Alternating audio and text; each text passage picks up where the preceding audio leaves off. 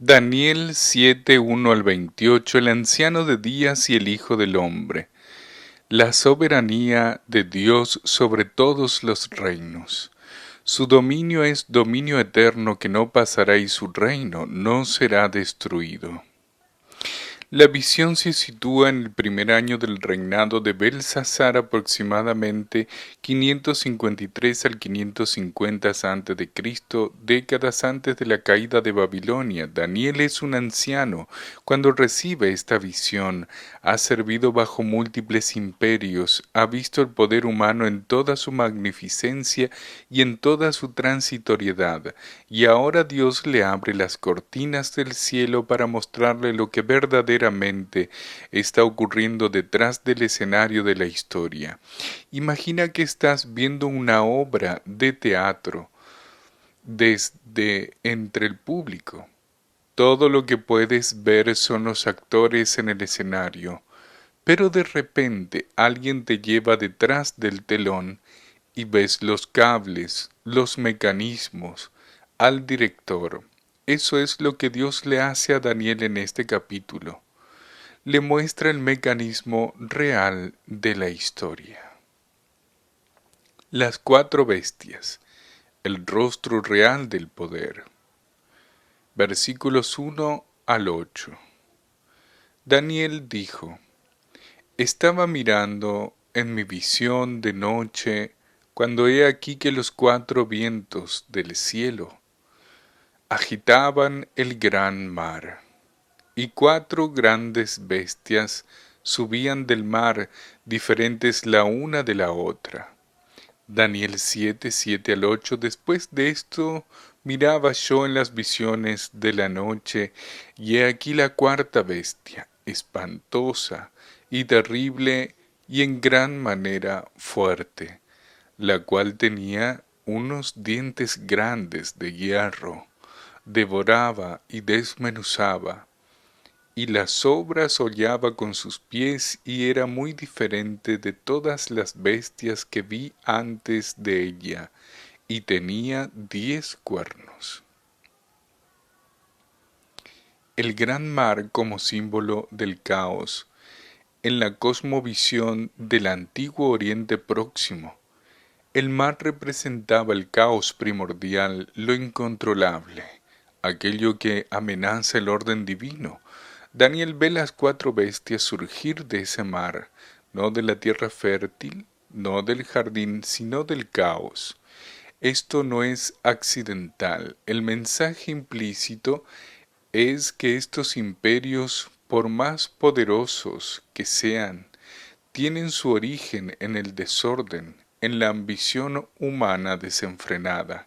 El hebreo arameo usa el término Shammah, el gran mar que evoca tanto el Mediterráneo, como el símbolo cósmico del caos que Dios domina. Compare con Apocalipsis 13:1, donde la bestia también surge del mar. Las cuatro bestias, ¿qué representan? Los intérpretes evangélicos han identificado mayoritariamente las cuatro bestias con los mismos cuatro reinos. Daniel 2, león con alas de águila, Babilonia, poderosa, majestuosa, pero despojada de sus alas, su gloria, oso con costillas en la boca. Medo Persia, feroz, consumidora, se le dice levántate y devora. Leopardo con cuatro cabezas y cuatro alas. Grecia, Alejandro Magno y sus cuatro generales sucesores.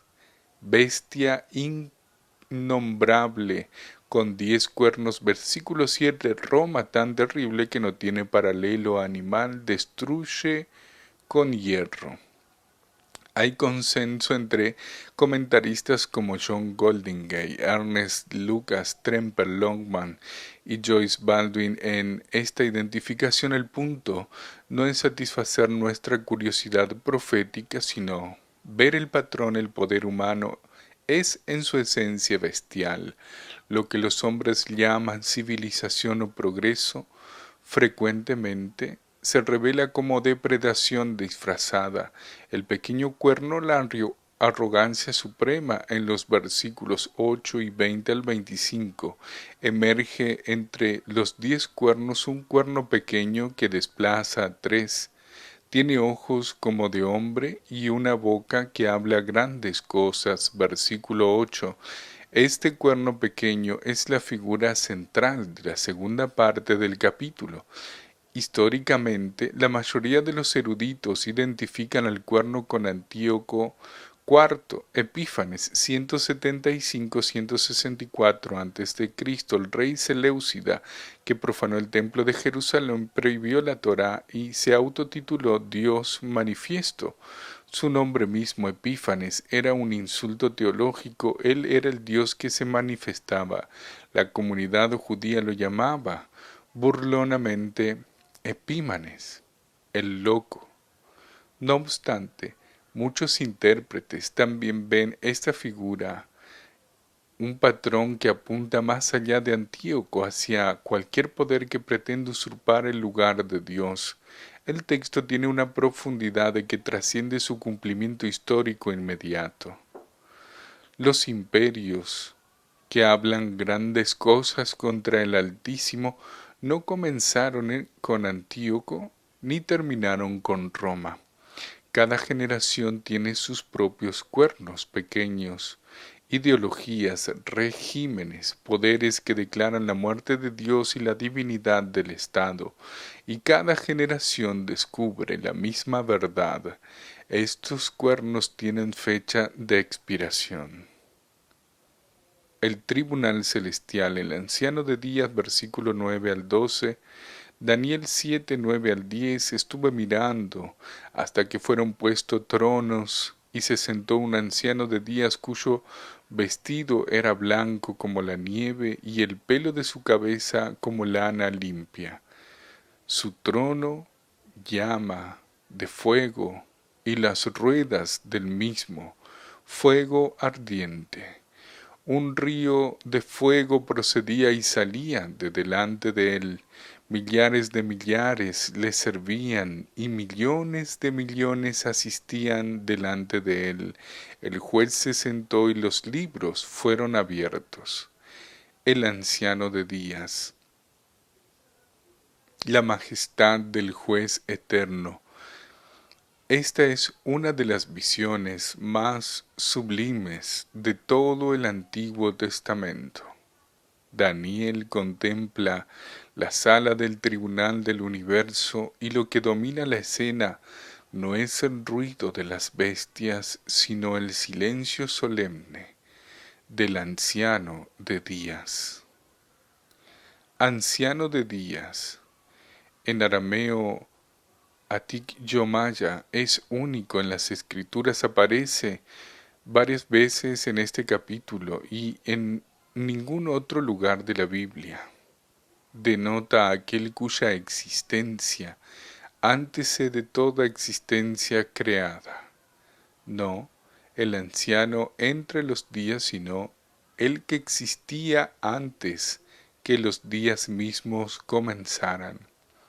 Los elementos de la visión son densos en significado: vestido blanco, pureza moral, santidad absoluta sin mancha de corrupción, cabello blanco como lana, sabiduría perfecta, eternidad, dignidad soberana, trono de fuego, juicio purificador, santidad que consume la escoria, ruedas de fuego, dinamismo. El juicio de Dios no es estático, avanza, río de fuego, el juicio fluye del trono con la inevitabilidad de un río, millares de millares, el ejército celestial en adoración y servicio. Libros abiertos, nada está oculto ante Dios, todo está registrado.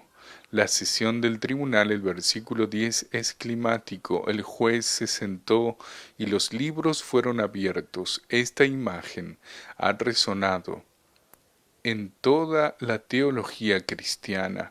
Cuando las bestias rugen, Dios se sienta. Cuando los imperios declaran su invencibilidad, Dios abre los libros. Nótese el contraste deliberado. Las bestias surgen en movimiento violento, agitando el mar. El anciano de días simplemente se sienta. No hay prisa en el cielo. No hay pánico en el trono. El juicio de Dios no se precipita porque está apresurado. Llega con la serenidad de quien sabe el final desde el principio. En muchas culturas existe el dicho popular: las ruedas de la justicia muelen despacio, pero muelen fino.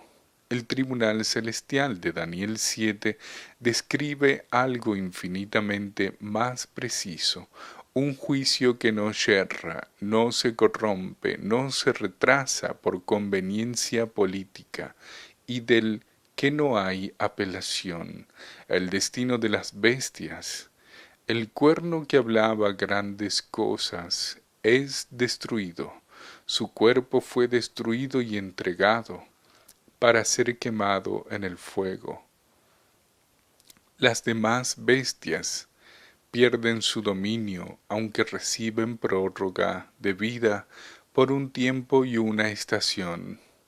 Este matiz es notable. Dios no elimina inmediatamente toda forma de poder humano, pero les pone un plazo. La historia tiene límites que sólo Él establece. El Hijo del Hombre, el Rey Eterno. En Daniel 7, 13 al 14 miraba yo en la visión de la noche, y he aquí con las nubes del cielo venía uno como un hijo de hombre, que vino hasta el anciano de días, y le hicieron acercarse delante de él, y le fue dado dominio, gloria y reino, para que todos los pueblos, naciones y lenguas le sirvieran. Su dominio es dominio eterno que no pasará, y su reino no será destruido. El texto más cristológico del Antiguo Testamento. Si hay un versículo en todo el Antiguo Testamento que ha captado más atención de los eruditos del Nuevo Testamento, es este: Daniel 7, 13 al 14. Es citado o aludido más de 30 veces en el Nuevo Testamento. Es el trasfondo detrás del título favorito de Jesús, el Hijo del Hombre. El arameo Bar Enas significa literalmente uno como hijo de hombre, es decir, uno con apariencia humana, en contraste con las bestias. Donde los imperios son bestiales, este ser es plenamente humano, pero de origen celestial. Viene con las nubes del cielo, la investidura del Hijo del Hombre. Lo que ocurre en los versículos 13 y 14 es una escena de coronación o investidura celestial. El Hijo del Hombre se acerca al anciano de días y recibe tres cosas: dominio, soltán, autoridad ejecutiva sobre toda la creación, gloria, ikar, honor y dignidad inigualable, reino, malkú, soberanía permanente e indestructible.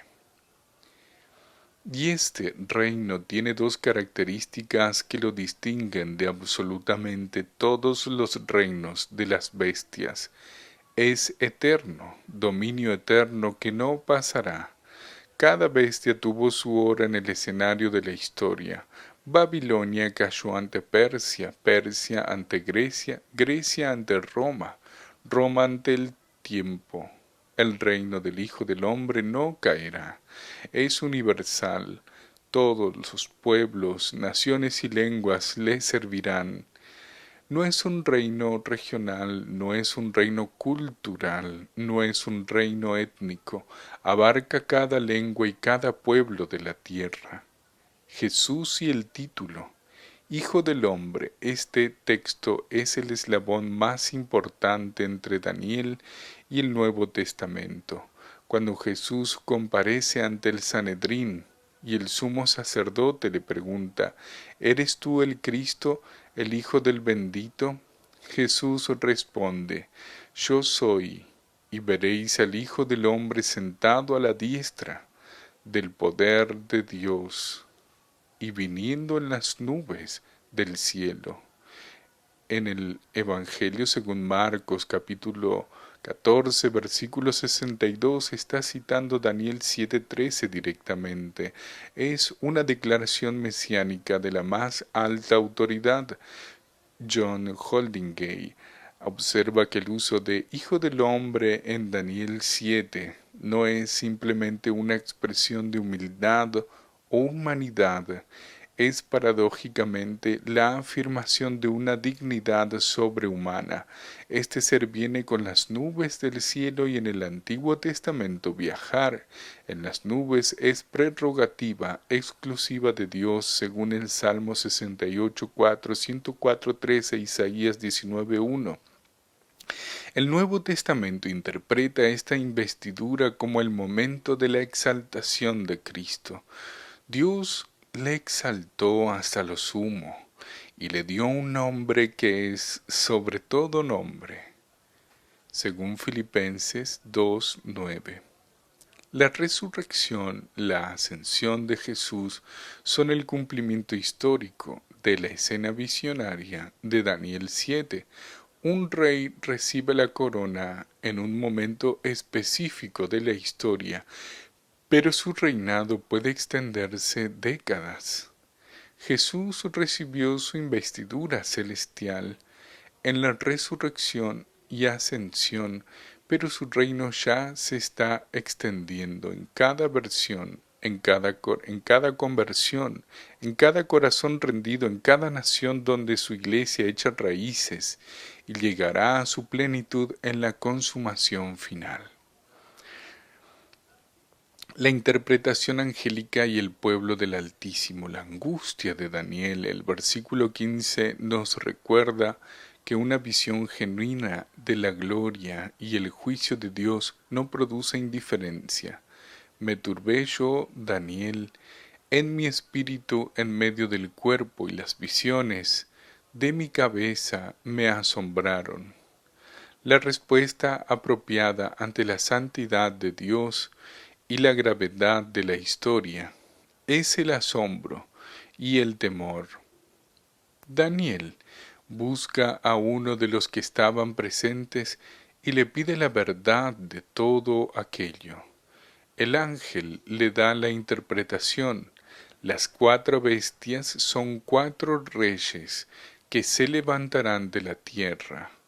Pero, en última instancia, los santos del Altísimo recibirán el reino. El cuerno pequeño y la guerra contra los santos.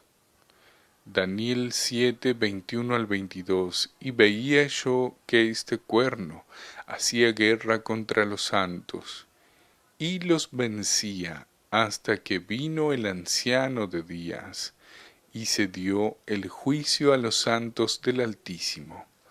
Y llegó el tiempo y los santos recibieron el reino.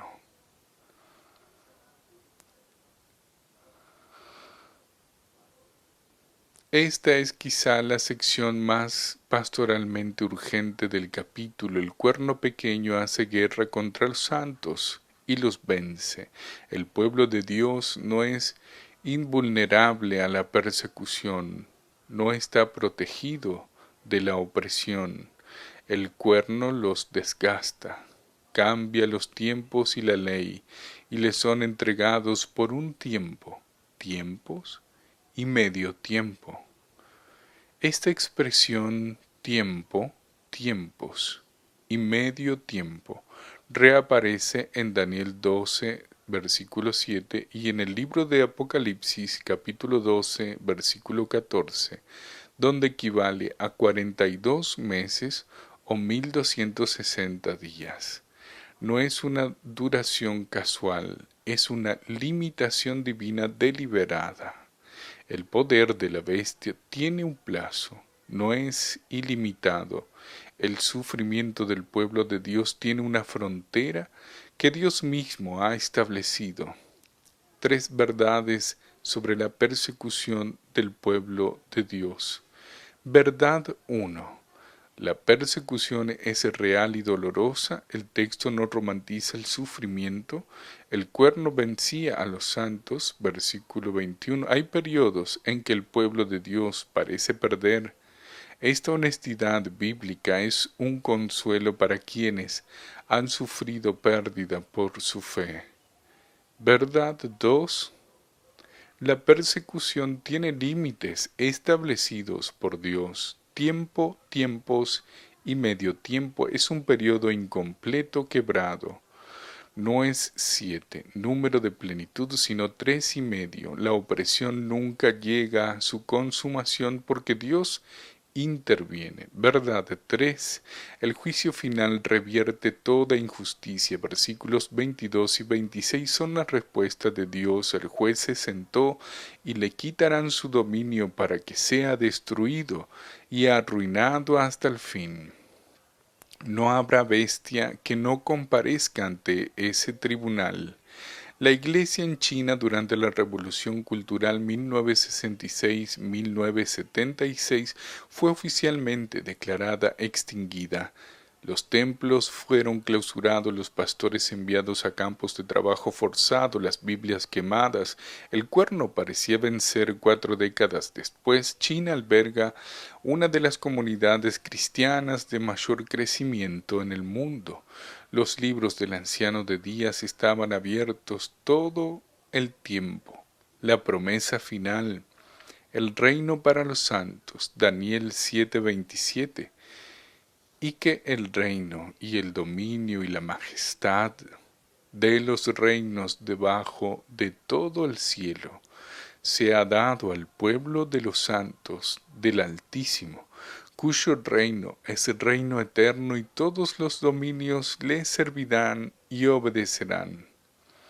Nótese la extraordinaria transferencia que describe este versículo. El dominio eterno del Hijo del Hombre se convierte en la herencia del pueblo de los santos. No es una contradicción, sino una glorificación comunitaria. El reino del Hijo del Hombre incluye a su pueblo. Pablo lo expresa con precisión. Si sufrimos, también reinaremos con él. Segunda de Timoteo 2:12. La escatología de Daniel no es de escape, sino de herencia. La creación y la historia no serán abandonadas, sino redimidas y transferidas al pueblo del eterno Rey. Vivir bajo el reinado del Hijo del Hombre. 4 afirmaciones transformadoras. La historia no está fuera de control, está bajo un trono. El mismo año en que Daniel recibió esta visión, el mundo visible mostraba el poderío de Babilonia. A Belsasar nadie le disputaba el poder y sin embargo, esa misma noche, que parecía de máxima estabilidad imperial, era desde el cielo el anticipo de la caída. Para el creyente contemporáneo que vive rodeado de poderes que parecen irreversibles, ideologías dominantes, sistemas de injusticia institucionalizados, regímenes hostiles al Evangelio, Daniel 7 declara: hay un trono por encima de todos los tronos, ningún cuerno tiene la última palabra. El Hijo del Hombre que recibió el reino es Jesús. La Iglesia vive entre la investidura del Hijo del Hombre, ascensión y la manifestación plena de su reino, parusía. Ya es rey, ya tiene toda autoridad en el cielo y en la tierra, según Mateo 28:18, el eco directo de Daniel 7:14.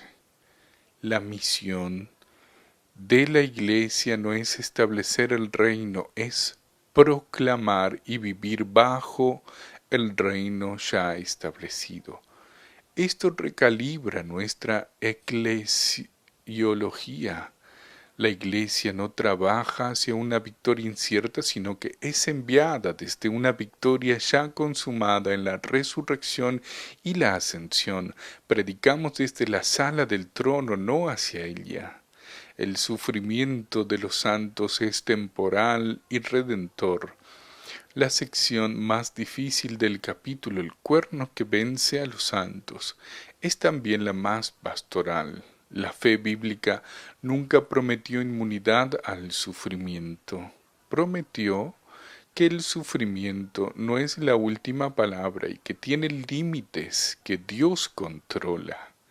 Para la congregación que tiene miembros sufriendo persecución, discriminación laboral por su fe, o que simplemente viven en una cultura cada vez más hostil a los valores del Evangelio.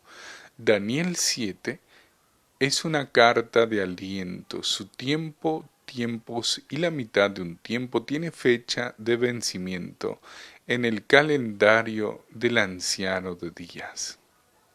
El miedo del mundo no tiene que ser nuestro miedo.